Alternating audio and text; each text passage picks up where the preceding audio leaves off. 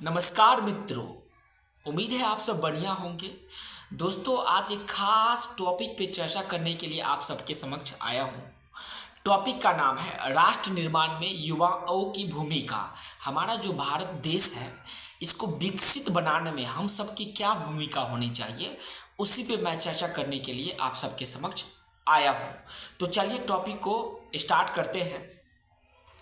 अलग अलग टॉपिक को बिंदुवार करके मैं लेकर के आया हूँ। पहला टॉपिक है युवा राष्ट्र का संरचनात्मक और क्रियात्मक ढांचा होती है।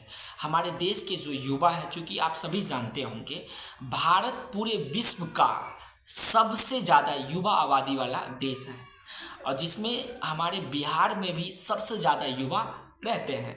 तो जितने भी युवा हैं, सभी युवा का दायित्व है कि अपने देश के निर्माण में, अपने देश के प्रगति में अपना योगदान देना चाहिए और खुद को सफल बनाना चाहिए। यदि अपने देश के सभी युवा, अपने पंचायत के, अपने एरिया के सभी युवा यदि सक्सेसफुल होंगे तो उसका फाइनेंशियल कंडीशन काफ़ी बढ़िया होगा, और जब सभी लोग का फाइनेंशियल कंडीशन काफ़ी बढ़िया होगा तो देश बहुत ही ज़्यादा दुगुनी रफ्तार से विकास करेंगे। और एक दिन ऐसा होगा जब भारत पूरे विश्व का सबसे पावरफुल देश में से एक होगा।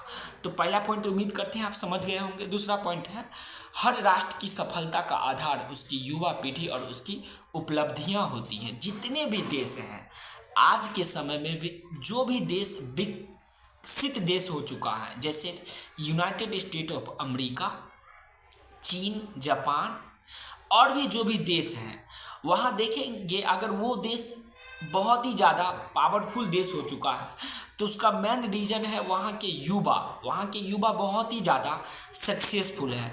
आज वर्ल्ड के जितने भी बड़े से बड़े उद्योगपति हैं, बिजनेसमैन हैं, देखिएगा ज़्यादातर इन्हीं डेवलप देशों में से के लोग हैं, क्योंकि वो बहुत ही ज़्यादा रिच है तो उनके देश भी रिच हो गया है। ठीक वैसे ही हम सब का दायित्व है कि अपने अपने फील्ड में बहुत ही ज़्यादा जी-तोड़ मेहनत करें, जिससे हम सब सफलता की नई से नई ऊंचाई को प्राप्त करेंगे और एक दिन ऐसा होगा कि हमारा देश भी बहुत ही ज़्यादा डेवलप देश में से एक हो जाएगा। तो दूसरा पॉइंट उम्मीद करते हैं समझ में आ गया होगा। अब तीसरा पॉइंट देखते हैं।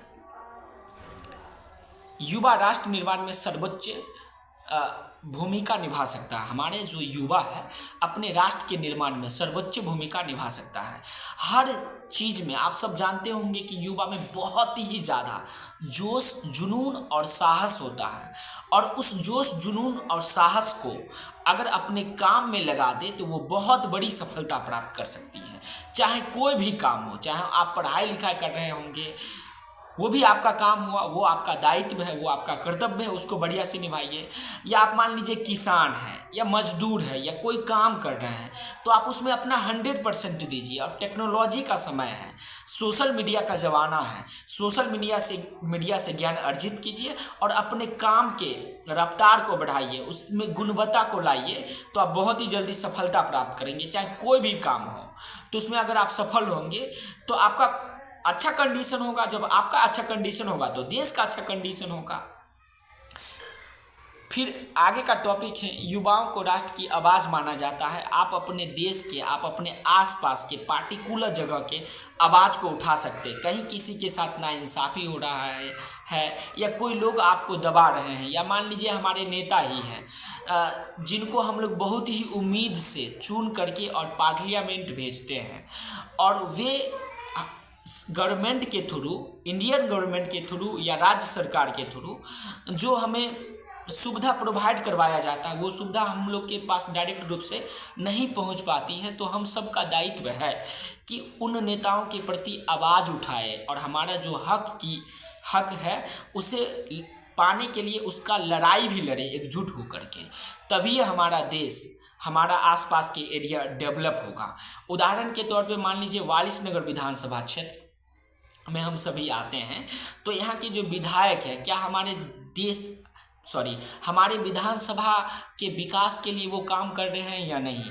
तो आप देखिए, क्या जितने दिन से, लगभग 15 वर्षों से मुन्ना मंडल जी जो है वो हमारे यहाँ के वर्तमान विधायक हैं, तो वो काम किस तरह से किए हैं, क्या वो आपके फ़ायदा के लिए काम किए हैं या नहीं, क्या वो आपके समाज के डेवलपमेंट के लिए काम किए हैं या नहीं, ये उनसे पूछिए। या तो डायरेक्ट रूप से पूछिए या इनडायरेक्ट रूप से सोशल मीडिया के थ्रू पूछिए, लेकिन ये आपका दायित्व बनता है, क्योंकि आप सभी जानते हैं कि हम सब जो भी सामान खरीदते हैं उस पर सरकार को टैक्स देते हैं, और वही टैक्स का रुपया विधायक के थ्रू फिर से हमारे समाज के डेवलपमेंट में आती है।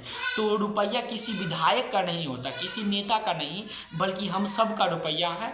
जिस रुपया को हम लोग किसी न किसी माध्यम के थ्रू गवर्नमेंट को टैक्स के रूप में देते हैं, और वो फिर से रिटर्न होकर हमारा समाज के डेवलपमेंट के तौर पे आता है। तो आप देखिए कि आपके एरिया का विकास हो रहा है कि नहीं। हम लोग जो मेहनत करते हैं और जो रुपया सरकार को भेजते हैं वो रिटर्न होके हमारे समाज के भी डेवलपमेंट में आती है या नहीं। अगर आ रही है तो बहुत ही अच्छी बात है, और नहीं तो आप उसके लिए एकजुट होकर के आवाज़ उठाइए, आप अपने हक की लड़ाई लड़िए। आप जानते होंगे कि बिना हक मांगे हुए नहीं मिलती है दोस्त। आप बचपन में एक कहानी सुने होंगे कि बच्चा को अगर दूध पीना होता है माँ का, तो उसके लिए पहले उसे रोना पड़ता है, वो रोता है, इट मीन्स अपने लैंग्वेज में वो बताता है कि उसे दूध चाहिए। ठीक वैसे ही हम सबको भी बताना पड़ेगा एकजुट होकर के कि आपका जो हक है वो आपको मिलना चाहिए। आगे का पॉइंट है बेरोजगारी की समस्या युवाओं की सबसे बड़ी समस्या है। देखिए, अगर एक राजनेता चाहे तो हमारे एरिया के जितने भी लोग हैं सभी को कुछ न कुछ रोजगार मिलेगा, वो रोजगार के लिए काम कर सकते हैं। अगर वो रोजगार बढ़ाएंगे, अलग अलग मान लीजिए कल कारखाना और फैक्ट्रियां लगेगी तो ढेर सारे लोगों को काम मिलेगा, और जब आप काम मिलेगा तो आप काम करेंगे और आपका दैनिक जीवन काफ़ी अच्छा होगा, आपका आर्थिक स्थिति अच्छा होगा, आपका पूरा फैमिली मेम्बर काफ़ी अच्छा होगा। और लास्ट पॉइंट है युवा राष्ट्र की भविष्य है।